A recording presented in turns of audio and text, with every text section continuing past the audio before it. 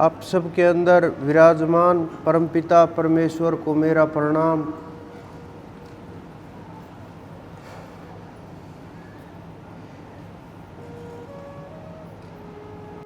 परमपिता परमेश्वर वो अनंत जो प्रत्येक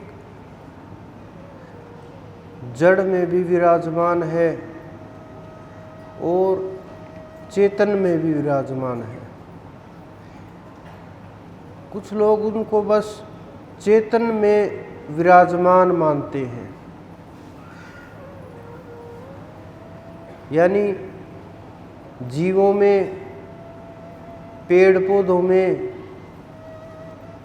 जिनके अंदर आपको जीवन का अनुभव होता है,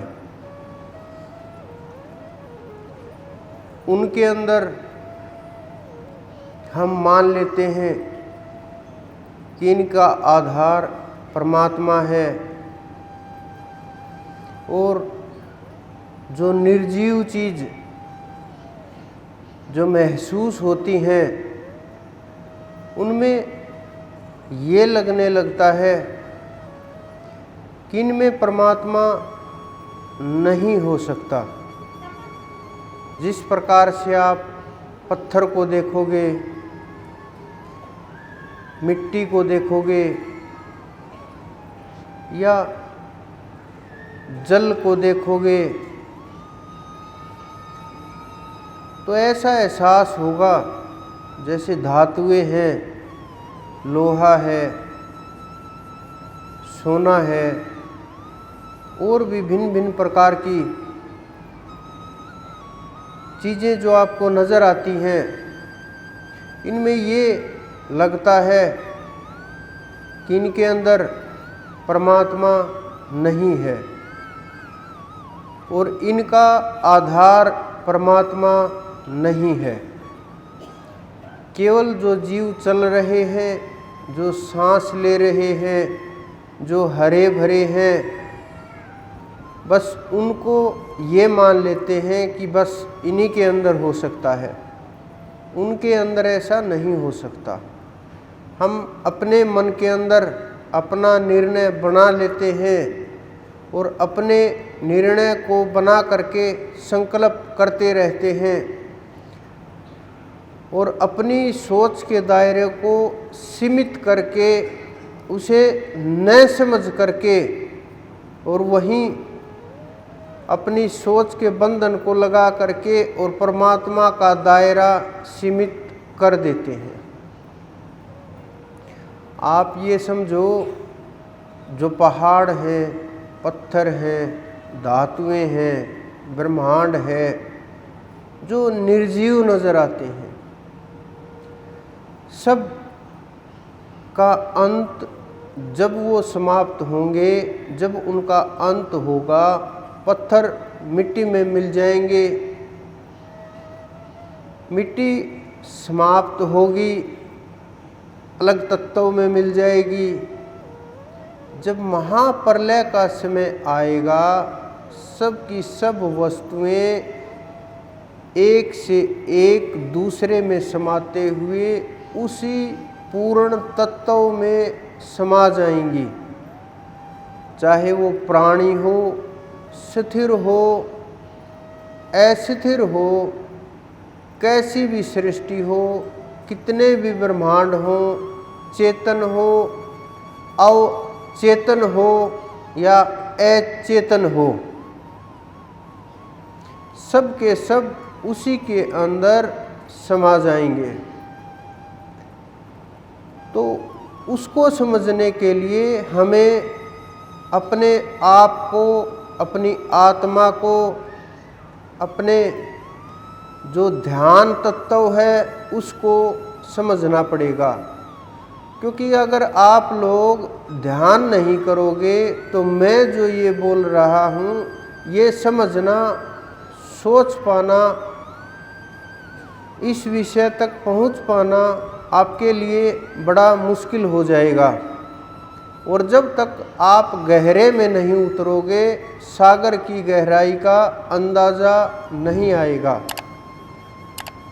कुछ लोगों को ये भ्रम है दिव्य दृष्टि एकदम से खुल जाएगी और सब कुछ नज़र आने लगेगा, एक ही दिन में ये काम हो जाएगा, हमें ऐसे ही परमात्मा इन्हीं आँखों से दिख जाएगा, दर्शन हो जाएंगे, हमारा कल्याण हो जाएगा, हमें खोना पाना कुछ नहीं रहेगा और बस जीवन मुक्त हो गए।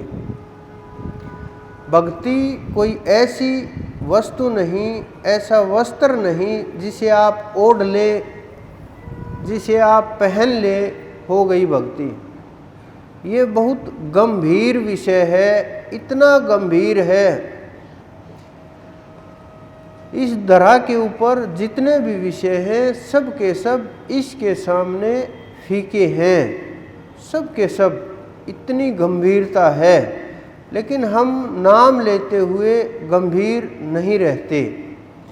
बहुत लोगों ने तो नाम को भी एक काम मान लिया है कि बैठे ये तो ज़रूरी काम है, आलसी हुए तो भी किसी भी प्रकार से हुए बस बैठे निपटाना है।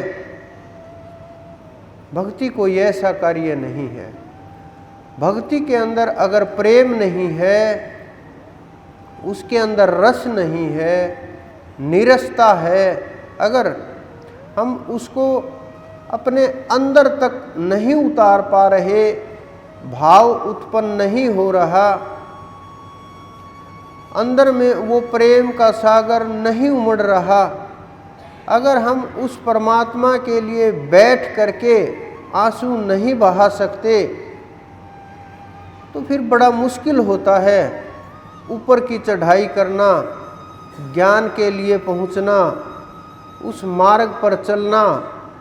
फिर आप वहीं तक सीमित हो जाओगे, क्योंकि परमात्मा का जो रास्ता है वो बस निपटाने का काम नहीं है कि आप बैठे बस 10 मिनट बैठे, बोला था आधे घंटे के लिए कर लिया, हो गया, निपट गया काम।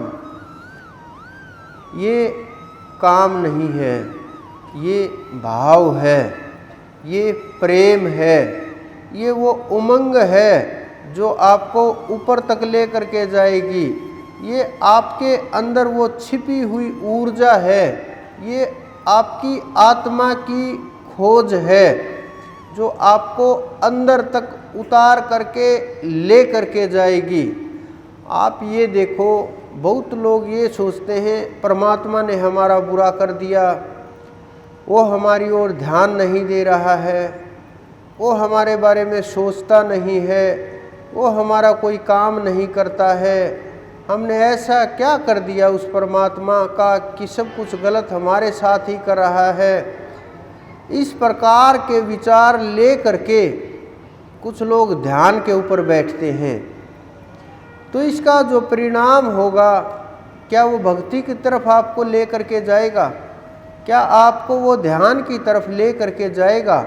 क्या वो आपको परमात्मा की तरफ ले करके जाएगा? क्या आप इस विचार को ले करके कितनी देर आप स्थिर रह पाएंगे? कितनी देर आप मन को रोक पाएंगे? कितनी देर आप विचारों को पकड़ कर पाएंगे? कितनी देर आप संकल्प विकल्प के ऊपर काबू कर पाएंगे? बड़ा मुश्किल हो जाएगा। बैठना भी, ठहरना भी, ध्यान लगाना भी, एकाग्रता करना भी, मन को रोकना भी, इस विचार को ले करके बड़ा मुश्किल हो जाएगा।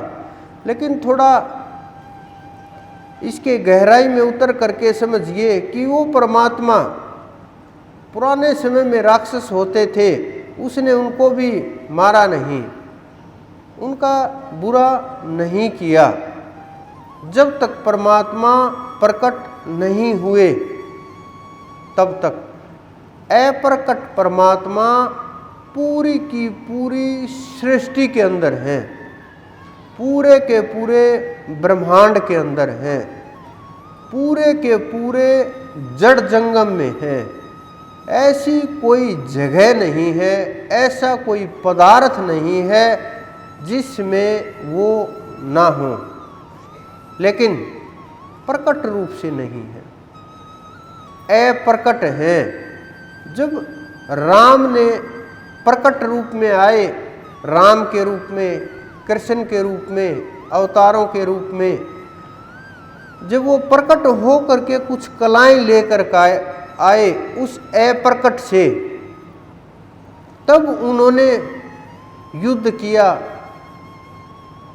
राक्षसों का संहार किया, उनका वध किया और अपना काम करके वापिस लौट गए उसी तत्व में। तो आप ये समझने की कोशिश करो कि वो अप्रकट परमात्मा आपका ना अच्छा करता है, ना ही वो अप्रकट परमात्मा आपका बुरा करता है। लेकिन वो प्रकट जो होते हैं वो विशेष कार्य के लिए आते हैं और वो विशेष कार्य करके अपना वापिस स्वरूप में लौट जाते हैं। इस कारण से हमारा परमात्मा को दोष देना बनता ही नहीं। हमारे जो कर्म हैं, चाहे इस जन्म के हुए, पिछले के हुए, अनंत जन्मों के हुए, कोई भी कर्म वापिस घूम करके इस जन्म में आया, जिसके कारण ये शरीर हुआ, जिस कारण से ये भोग हुए, सुख हुए, दुख हुए, इसमें परमात्मा का कोई हाथ नहीं है। ना आप लोगों को सुख देने में है, न आप लोगों को दुख देने में है, कोई भी हाथ नहीं है। लेकिन हो ज़रूर सकता है, उसके लिए आपको साधना की आवश्यकता होगी, गंभीर बनने की आवश्यकता होगी।